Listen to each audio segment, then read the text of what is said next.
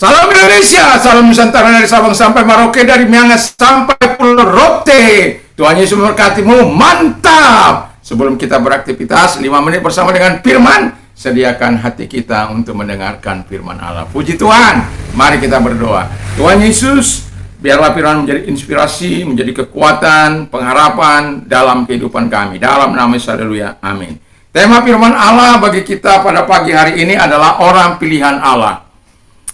Sebelumnya saya membacakan dulu dalam 1 Petrus 2 ayat 1 Petrus 1 ayat yang kedua, yaitu orang-orang yang dipilih sesuai dengan rencana Allah Bapa kita dan yang dikuduskan oleh Roh supaya taat kepada Yesus Kristus dan menerima percikan darahnya, kiranya kasih karunia dan damai sejahtera makin melimpah atas kamu. Puji nama Tuhan, orang yang dipilih oleh Allah. Tentu kalau kita berpikir orang pilihan, maka dia adalah orang yang terbaik dari yang baik. Jadi orang-orang pilihan itu adalah orang-orang istimewa. Demikian juga kita istimewa bukan karena kehebatan kita, bukan pula karena kebaikan kita, semata-mata karena kasih karunia Tuhan. Terpujilah Tuhan.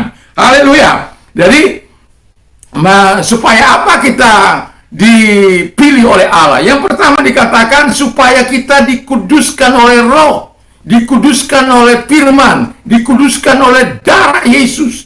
Kalau dalam ayat 1 Yohanes 1 ayat yang ke-7, 1 Yohanes 15 ayat yang ke-3, supaya kita dibersihkan oleh firman. Jadi, supaya kita dikuduskan, hidup kita tidak lagi bergimana dosa, pikiran kita tidak lagi berpikiran tentang dosa, perbuatan-perbuatan kita tidak lagi berbau dengan dosa, tapi kita hidup seturut dengan apa yang Tuhan mau. Karena Tuhan itu kudus, maka kita harus kudus di hadapan Tuhan. Yang kedua kata firman Allah adalah supaya taat kepada Yesus Kristus. Wow, ini saya berulang-ulang, seringkali saya membawakan supaya taat. Taat adalah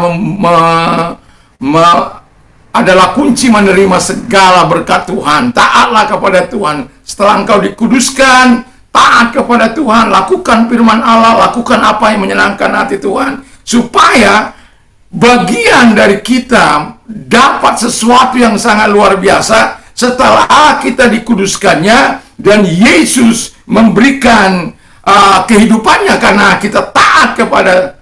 Lalu yang ketiga dikatakan supaya apa lagi? Supaya menerima kasih karunia. Wow, ini sesuatu yang hebat. Harusnya Tuhan ada dalam hidup kita.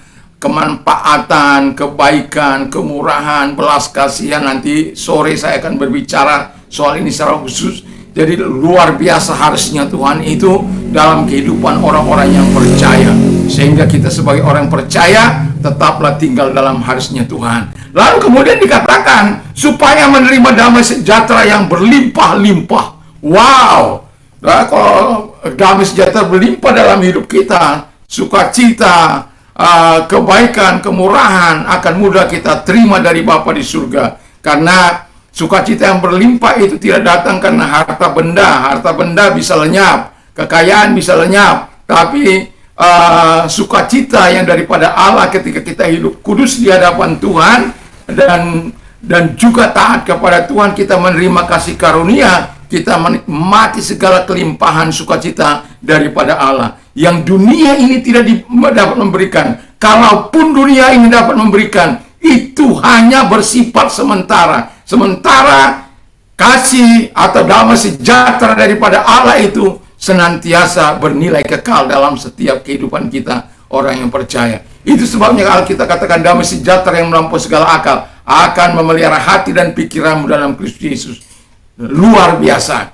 Jadi ketika kita menjadi orang pilihan Allah karena belas kasihan Tuhan, karena kasih sayang Tuhan kepada kita, supaya kita menerima yang terbaik dari kehidupan ini. Yakin dan percayalah, Tuhan tidak akan pernah memilih engkau untuk menjuruskan engkau. Yakin dan percayalah, hiduplah dalam keyakinan dan percaya pada firman Allah, supaya engkau menerima apa yang the best from God, dari Allah itu. Yang terbaik dari Allah yang akan engkau terima seumur hidupmu. Karena engkau mau menuruti firman Allah, percaya terhadap firman Allah, percaya apa yang dikatakan oleh firman Allah dalam kehidupan kita. Jadi puji nama Tuhan. Sebentar kita akan berdoa. Mari Mari kita berdoa dalam nama Tuhan Yesus. Biarlah kekudusan Tuhan tinggal dalam hidup kami, kemurahan Tuhan tinggal dalam hidup kami, ketaatan kepada Tuhan, kasih karunia Tuhan tinggal pada hidup kami, dan damai sejahtera Tuhan.